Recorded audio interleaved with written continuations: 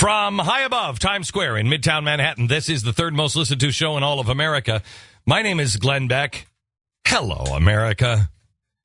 We have to talk about the nuclear, no use of nukes, whether they chemical, biological weapons, whatever. They start it, they do it, whatever. We're never going to use nuclear weapons. That's the most dangerous thing I think I've ever heard a president say. No, go ahead. Stu is yelling at me. Go ahead, Stu. Come on. He didn't say that. No, of course he didn't say that. Yeah, I think it's one of the dumbest things I've ever heard in my entire life, or worse. But he did say there were uses for nuclear Yes, weapons. they are. If they are capable of, if it's Russia or China, then we'll use it. Here's the president. Here's the president's policy what the president's policy should be. We're going to use everything that we have. If you attack the United States, we'll get the job done. That's always been our policy. Right. We're not going to start with nuclear weapons, but nothing comes off the table. Nothing. Ever. Why would I tie my hand? Even if this was his policy, and which you can make an argument for, but maybe behind is the policy. But what I'm saying is, if it was his policy, that's fine, I guess. I mean, you can have whatever policy you want as the president to use weapons, I guess. But it's like, we shouldn't be telling people. No. There's no benefit in that. I agree with you. The president of the United States can say to himself and to his staff members, guys, we're never using nuclear weapons. I don't care what you say. Never. We're not using them. That's good. But you don't tell everybody that. The whole point of a nuclear arsenal is a deterrent. You want people to believe that you will use them if you're attacked. This guy has put us in behind the eight ball, unlike anybody I've ever seen. Well, it's time for us to make the world a safer place. Tell me exactly what has happened in the last 60 years that has made the world such a dangerous place with nuclear weapons. Tell me how we have been threatened by nuclear weapons that wasn't solved through strength. Show that policy to me. They have had this since Truman. We've had these policies since Truman. What's the new information here that our president has that says that we need to change our policy? What has been the problem? The only time we're ever threatened with nuclear weapons is when we're weak. North Korea and Iran. We're weak. We get into bed with them and are like, okay, well, we're just going to talk it out. We're going to trust you. Trust but verify. Peace through strength. My favorite bumper sticker is the bumper sticker with the peace symbol made out of a B-52. You ever seen that? No. You ever seen that? Oh, I love this bumper sticker. It's a peace symbol, but it's a B-52 bomber. And it just says peace through strength. There's nothing better than that. We don't need to flex our muscles. We don't need to be every place. I'm not saying that I'm a guy who I used to be a guy who was like, let's go and wipe them off the face of the. Nope. Let's mind our own business. We can learn from our mistakes of the past. But I got news for you. If you hit the United States with a biological weapon, I am going to wipe you off the face of the earth if that's what it takes. You're forgetting, though, who we're dealing with now. That's the quintessential ingredient here is he's not Harry Truman. He's not Bill Clinton even. And he's certainly not that dummy George W. Bush. He is the chosen one, Barack Obama. And through the strength of his charisma, he will bring healing to the planet. Here's my question. Did you laugh? I really did. Buy that? No, I did. You were buying it? Oh, I did. All right, yeah. No, that's why I didn't comment. Glenn just on took it absolutely seriously. That's true. It was a joke, a separate joke told in this room. Okay. Right, Now here's the question that I have, and I mean this sincerely. If you would put, I wish I had the chalkboard here. If you would put, we have a chalkboard. It won't really work on radio.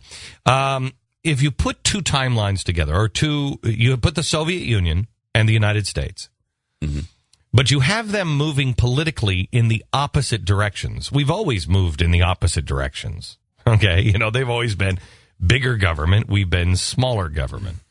Now our government is moving towards bigger government. And they moved to smaller government. Okay? Their fundamental transformation of the Soviet Union happened because of an economic collapse, because they spent themselves into oblivion. I mean, the parallels are shocking. You have Osama bin Laden. You have a never-ending war. You have enemies that are spending them into oblivion. You have the collapse of the ruble. You have all of it. All of it. And you also have the enemies around the world knowing that it can't last.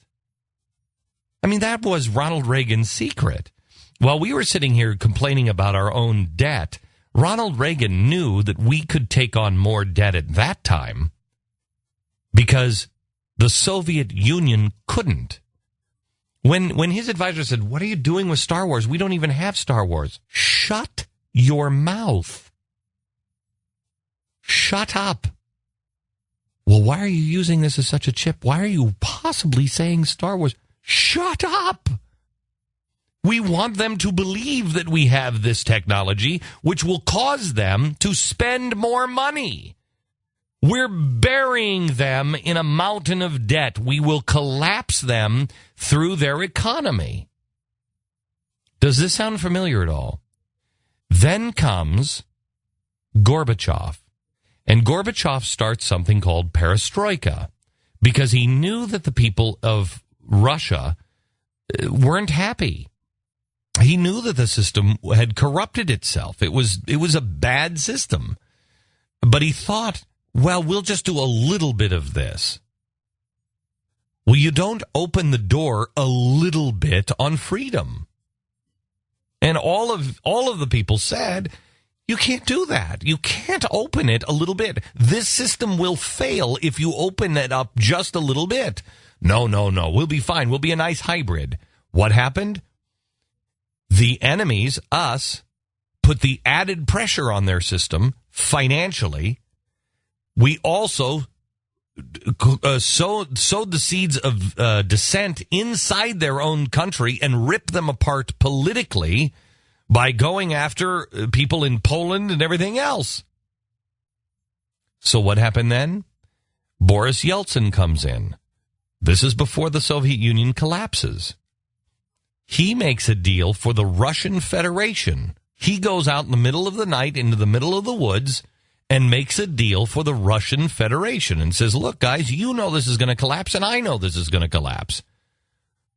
They signed a deal. He went in front of the proletariat and said, you've got an hour to decide. There's going to be blood in the streets, or you're going to okay this deal.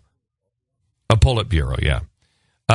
You're going to take this deal, or they're going to take every communist out, and they're going to drag us into the streets, and they're going to shoot us in the head. And that's just the way it is. You can either change your uniform and move into a suit, and we'll save what we've got, and many of you will become powerful and rich, or we'll have civil war. Which is it? You have an hour to decide. They decided to transform the Soviet Union into a freer place. It didn't work out for them.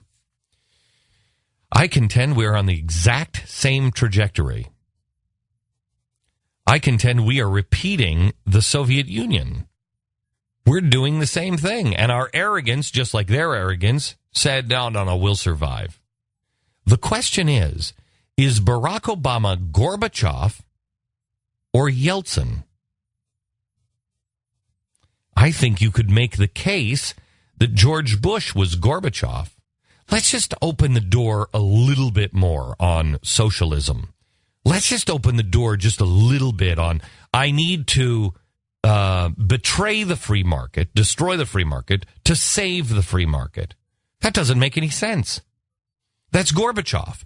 I need to retain the Iron Curtain. I need to take the Iron Curtain down. It doesn't work. So is this president Gorbachev, or is this president Yeltsin? Or there is a third option. I'm completely wrong. I'd love to hear your point of view today. The number is 888-727-BECK.